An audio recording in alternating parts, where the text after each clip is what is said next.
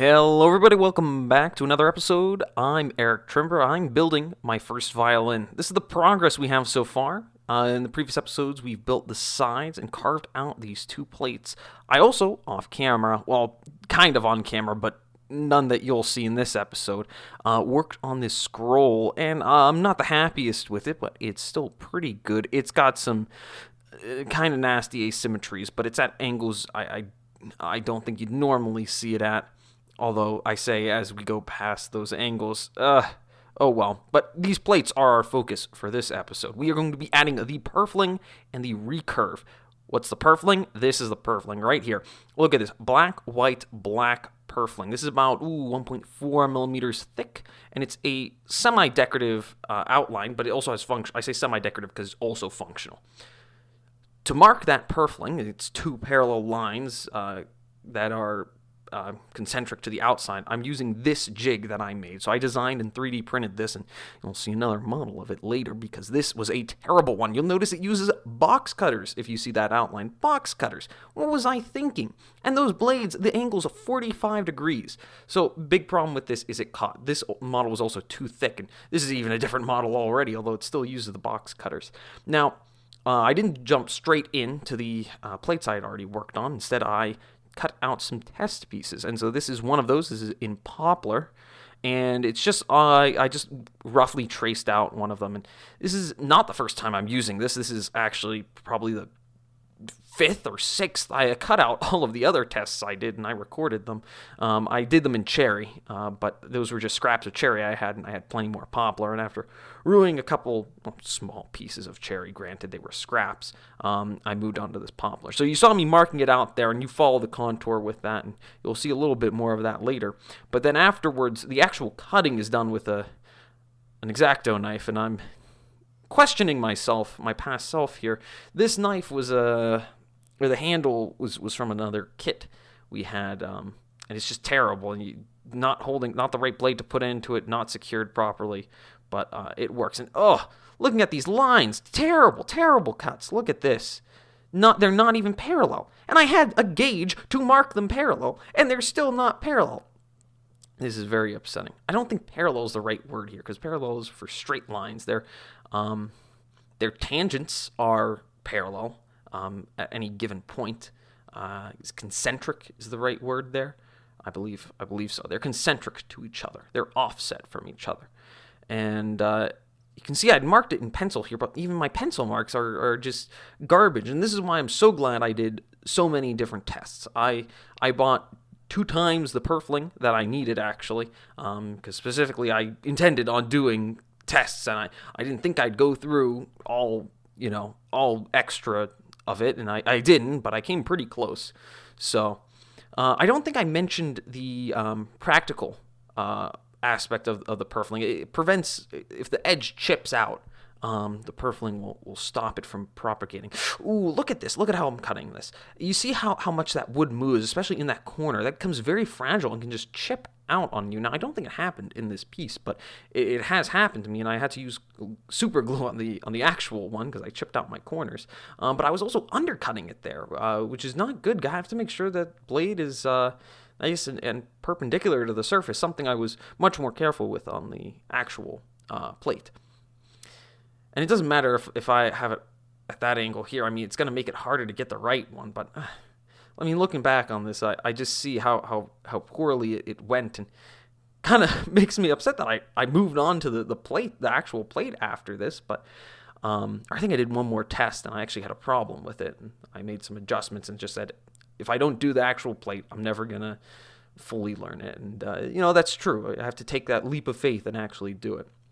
Oh, this is a tool I made. So this was actually from an old screwdriver, took to the bench grinder. And this is not the final shape of it. You'll see it a little later because this version's too thick and that tip is just too skinny. The angle's not right. It ends up chipping out on me, the actual tip of the blade. But it's effectively a chisel, a small chisel, to help me go through here. And I made it almost more hooked shape in the end because at this shallow angle, you just end up running into the sides of the walls and almost reaming it out, not what you want.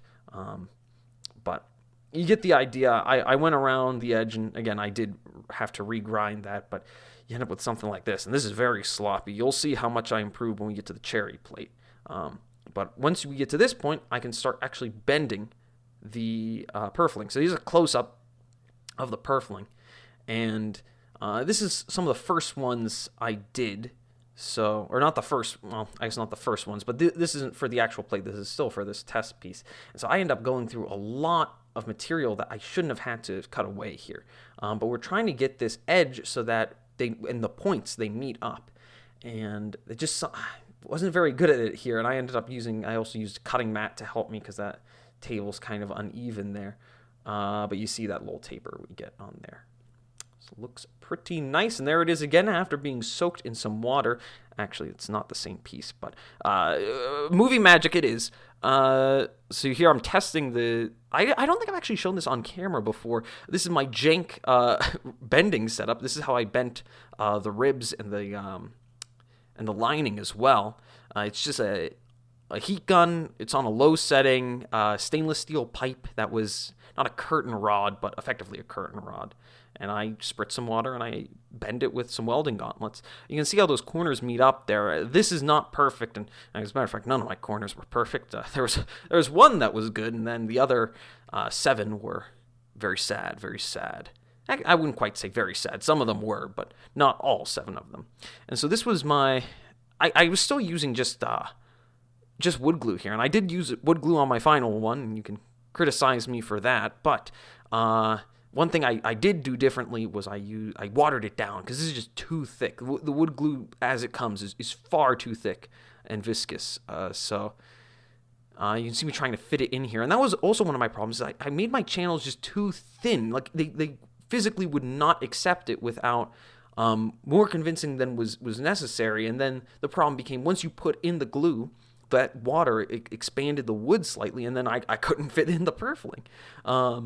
So that didn't become a problem on this, but I did another test, and it was. And so, look, that corner is actually fairly nice. That the black on the one side doesn't quite match up, but it's close. It's more like what we're going for. Oh, I haven't mentioned the bee sting. That's always something that I read about when I see people talking about the Purfling. You have this. It doesn't just I can't bring the marking gauge straight to the edge. I have to kind of swoop it in a little bit towards the center of the C-bout. Oh, I'm going to pause myself here. Look at this. This is the updated design with some not proper blades, but more respectable blades than box cutters, and they're at a much shallower angle. So it's nicer cuttings. They don't get caught on anything, and so it's very nice. All right, here's the actual spruce. This is the real deal here. And you can look, it's not as obvious seeing it than feeling it, but it's a lot smoother than the box cutters. And you'll see me going over it multiple times. I'm not trying to cut a very deep groove. I'm just trying to get it deep enough that I can see it. Because especially on that spruce, it can be hard to see. And that's why I have that light there, is to help me see that. Because, again, it's very difficult. And sometimes only one of the blades will cut in. Anyways, I go around the whole thing, and I'll go as close to the corners as I can get. Now, that's actually where I kind of messed up on this spruce. And specifically, this corner I am drawing right now. The corner did not turn out well, and you'll see it later. I mean, like, from a distance and to an untrained eye, like, it passes, right? But I should have, look at how much pencil lead I have to put down there. I should have just taken that marker all the way around to the edge. Instead, that line I just drew just ended up a little too flat, and it doesn't look quite right when you look at it. So I fixed that for the cherry, but unfortunately the spruce here, in that corner specifically, didn't end up too well. And then it also just wasn't the right thicknesses in the corner, and that led to me chipping out some of them. Here I am cutting one of these corners, and this is actually very, a lot of concentration. I'm just trying to follow that line. I marked it with a mechanical pencil to get as thin of a line as I can. It's actually not that difficult to follow that line. You just hold that blade fine. I'm not trying to make a very deep mark. I'm just trying to take a lot of little passes and deepen that as I go. Now, that was a problem, actually, that I didn't go deep enough on this spruce. And so the Purfling didn't sit too far down. So that was a problem. Oh, I guess I did want to mention, I have a list of things here, and I keep just talking so much I ignore my list. So one of the things I wanted to mention was originally I wanted to make my own purfling. And it was just, I tried it and I just, I couldn't get anything of a consistent enough thickness. And I wanted to do it out of ipe, which is used in decking. It's the darker wood. It's pretty, I think it looks pretty nice. And I thought it would work well as a purfling. And well, maybe it would, maybe it wouldn't. The reality is I just couldn't use it. I couldn't make any, I couldn't make any purfling out of it. So. All right, here we are. This is a refined chisel. If you saw it, it's definitely thinner here. You can see, and then it's also, you'll have to trust me on it because I don't get a good angle on it here. Its angle is shallower, so I have it by shallower. I mean the cutting edge. No, the cutting edge is not shallower. It's more obtuse. I don't know what the opposite of shallower is. I mean, obtuse, I guess. But anyway, so you just go along and pick this out. And again, this channel really isn't deep enough. It's also not wide enough. I was barely able to squeeze it in some places. And again, that was a problem. I just undersized the holes. And you can also see here in some of the corners, I had to use a little bit of super glue. You can see that one there and then the opposite corner.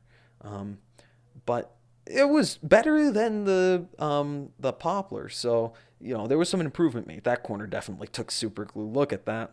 It came out in the final thing. And there's still even some more work I have to do. So it came along. It came along. And so we're back at the bending rig. And again, I'm just slowly going along piece by piece and making sure it fits up. And then once I do get it fit, it's still kind of pliable when it's wet and it's just been steamed. So I leave it in there, sitting in the purfling channel, and as it dries out, it holds its shape, and it actually it doesn't, when you take it out, it's the same shape. It's perfect. Not that I think if the purfling was stressed, I don't think it would really be stressing the wood all that much. But anyways, so this is some watered down glue, and I might have watered this one down a little bit too much, but it held perfectly fine. So, and so you'll see what I do is a lot of people hammer it down. I didn't quite feel comfortable with that, so I'm going along and clamping it, and I can see it visibly depressing it down. And so I'm using that kind of like a press to press it down into place and to make sure it's got that. And got a little bit of glue on the actual plate there, kind of concerning. It all comes out, don't worry. Not easily. You got to wipe it off quickly, but it comes out. It comes out. And so, yeah, I just went along here and got it all on. Important thing is pushing it into those corners, and we'll see here in a moment, I didn't quite get those corners right. Some of them, again, the bottom right corner, when you're looking at it, not the one like visible now, but when you're looking at it in the correct orientation, the one closest to us here did not turn out well. I think I angled the channel, and so it looks okay from above when you first put it in, but when you actually look at it, it goes off at the wrong angle.